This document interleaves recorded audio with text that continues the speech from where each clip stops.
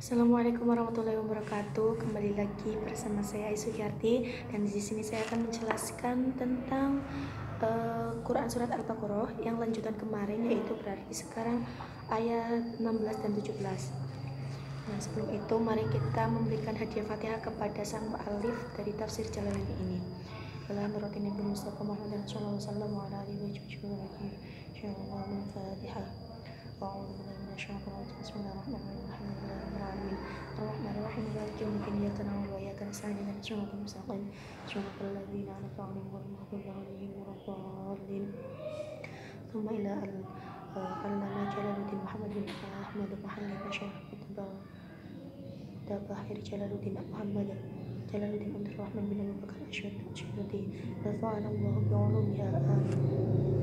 Nah, kemudian sebelum masuk kita pada ayat 16 dan 17 pada surat Al-Quran surat Al-Baqarah ini, ada beberapa hal yang ingin saya sampaikan, bahwa dalam pentafsiran itu ternyata ada beberapa metode yang diambil oleh para mufasir, yang dimana mereka itu berbeda-beda pengambilannya. Nah, di antara dalam metode tafsir itu, salah satunya di antaranya itu adalah metode tafsir ijmali, dan juga ada tahlili, kemudian juga ada maudhu'i, ada muqarrin, dan lain sebagainya seperti itu. Nah, di mana metode kalau maudhu'i itu adalah secara tematik. Nah, di mana kalau metode tafsir secara maudhu'i itu mengumpulkan ayat-ayat yang tertentu yang kemudian bersamaan dengan satu tema yang sama, maka tidak diurutkan secara per ayat, namun diurutkan bersebagai ditentukan dengan tema-tema tertentu seperti itu. Kemudian untuk muqarrin itu secara komparatif.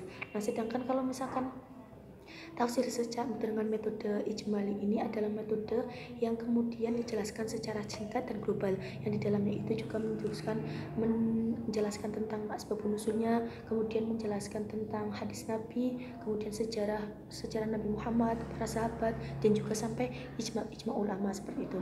Dan dalam tafsir metode ijmali ini juga dijelaskan ilmu balaghahnya, dan juga dijelaskan tentang sinonimnya. Jadi kalau misalkan ada ayat Al-Quran yang kemudian perlu dijelaskan sinonimnya, maka ditunjukkanlah untuk mempermudah memahami makna seperti itu. Kemudian juga dijelaskan tentang asal usul kata atau ilmu sharafnya juga dijelaskan dalam metode ijmal ini.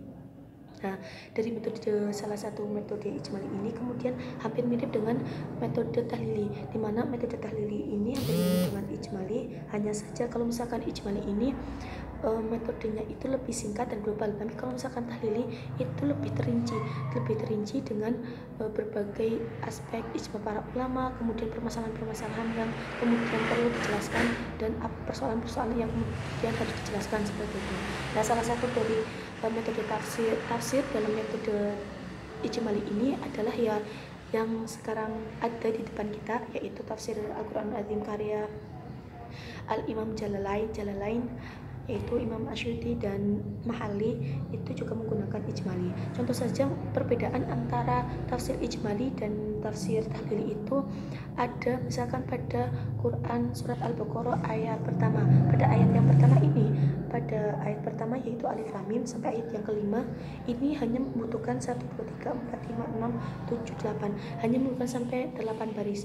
Kenapa? Karena ini hanya dijelaskan secara singkat saja. Contohnya misalkan di sini Alif Lam Mim, Allahu a'lamu bimarodi bidzalika, hanya Allah yang mengetahui maknanya. Kemudian dalam kata Alkitab kemudian dijelaskan hanya adalah kitab yang kemudian disuruh agar Nabi Muhammad, disuruh kitab yang kemudian diturunkan kepada Nabi Muhammad.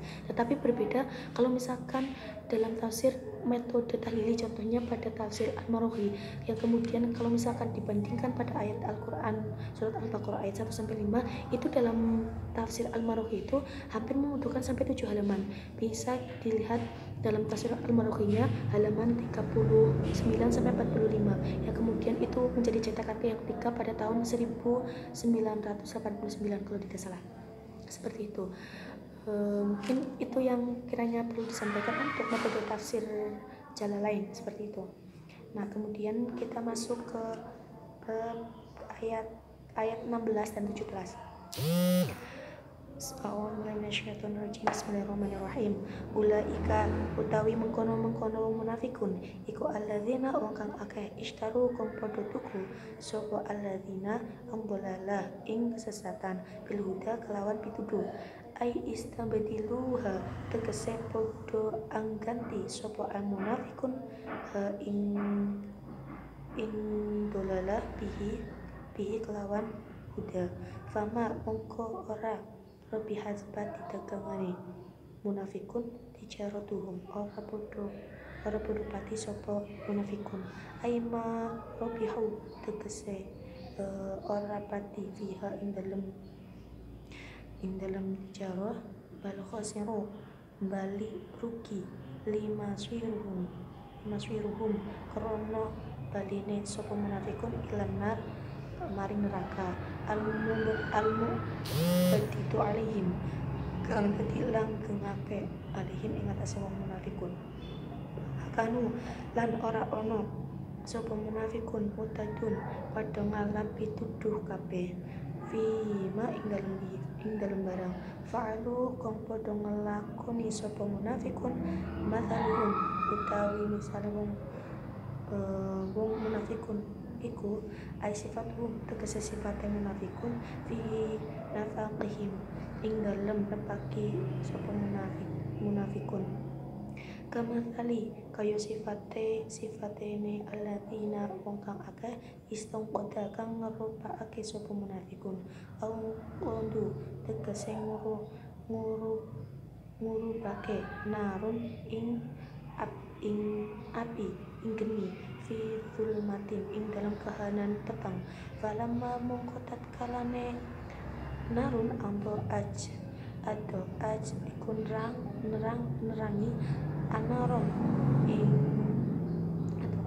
mahaulahu barang kang sing sekelilinge fa basyuru mongko nyantoniku sapa alladzi wa tadfa'u an amri panas sapa munafikun wa amanalan aman sapa munafikun iman saking wong bi khaifin kang wedi sapa alladzina zahaba mongko ngilangake sapa Allah binurhim kelawan cahaya narun adfa'uhu tegese matine sapa Allah wa jama'a apa domir iraati krono ngerusak limakna alladzi kang lafad alladzi wa tarakahum lan ngajurake sapa Allahu ing munafikun fi dzulumatin ing dalam kahanan petang la yubasirun hale ora padha weruh sapa munafikun makang bareng haulahum sekitar munafikun mutahirina hale padha bingung kabeh antoriki saking dalan kang bener khaifina tur podo wedi kabeh fakadzalika mongkono kang kasebut ulai utawi kemunafikun amanu iku ngerakso biidharin kelawan melahirake kalimat iman fa idza mongko tatkalane matu podo mati sapa munafikun ja'ahum mongko tetep ngatasi munafikun al khaufu ngrasa wedi wal adabu lan azabun dari munafikun. Nah, jadi di sini itu diterangkan yang untuk ayat ke-15 bahwa ulaikal ladzina ishtarawun dalalata bil huda, bahwa merekanya itu siapa, yaitu ditunjukkan kepada orang munafik bahwa mereka itu ulaikal ladzina ishtarawun dalalata bil huda, mereka membeli kesesatan dengan petunjuk. Apa yang dimaksud dengan membeli kesesatan petunjuk, yaitu bahwa mereka mereka itu mengganti sebuah kesesatan itu dengan petunjuk. Famarut hati jarutuhum, maka perniagaan mereka itu sangat menjadikan rugi. Aimarubihu fiha bal khasiru bal masyiru ilan nar wal ma'udatu alaihim. Maka perniagaan yang telah mereka lakukan itu sangatlah tidak menguntungkan. Seketika tidak menguntungkan, malah mereka itu mendapatkan rugi. Kenapa? Karena mereka telah rela membeli kesesatan dengan apa? Dengan sebuah petunjuk. Padahal petunjuk ini harganya sangat mahal sekali, hampir malah tidak bisa dihargakan. Wa maka muhtadun, maka mereka apa yang mereka lakukan ini adalah suatu hal yang kemudian mereka itu tidak dapat mendapatkan petunjuk. Maka ketika mereka itu membeli sebuah kesesatan, kezaliman, yaitu dengan cara munafik, maka dengan sebuah petunjuk ini sangat merugi. Hal seperti itu seperti halnya seorang pembeli yang kemudian rela membeli sebuah kezaliman dengan harga yang sangat mahal, itu dengan petunjuk, maka mereka bukanlah mendapatkan pati ataupun mendapatkan untung, malah mereka itu mendapat suatu kerugian yang besar. Ibaratnya kalau misalkan kita dalam sehari-hari itu ya, kayak kita itu ingin membeli sebuah coklat, 5 coklat yang kemudian kita membeli dengan 5 gram ataupun 5 kilo emas seperti itu kan perbandingan yang sangat jauh sekali. Maka ini bukan hanya mendapatkan pati, tetapi malah mendapatkan rugi seperti itu. Maka dijelaskan bahwa mereka itu tidak akan mendapatkan petunjuk. Kenapa? Karena apa yang mereka lakukan itu adalah suatu kesalahan besar. Kenapa? Ketika mereka tidak mendapatkan petunjuk, maka mereka itu akan dimasukkan ke dalam neraka. Limansurihim ilan nar, seperti itu. Kemudian fima fa'alu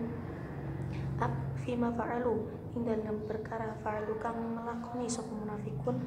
Jadi apa yang mereka lakukan tadi itu mendapatkan akan hanya menjadikan mereka itu masuk ke dalam neraka, seperti itu. Matluhum, yaitu perumpamaan yang mereka lakukan. Apa yang mereka lakukan, apa yang dimaksud dengan matluhum itu dijelaskan sifatuhum fi nafaqihim, bahwa sifat mereka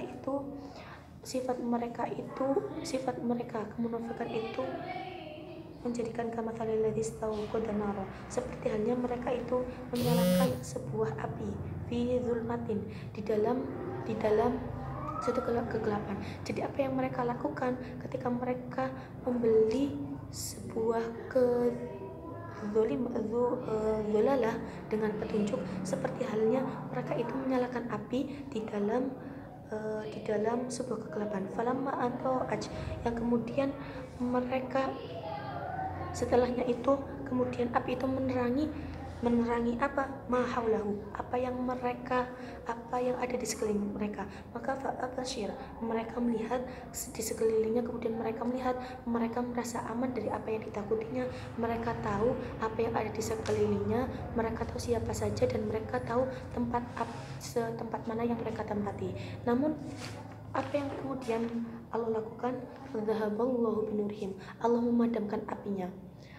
Yang kemudian dhamir jama' ini menggantikan himnya, itu merujuk kepada alladzi wa tarakahum fi dhulumatil la yubsirun.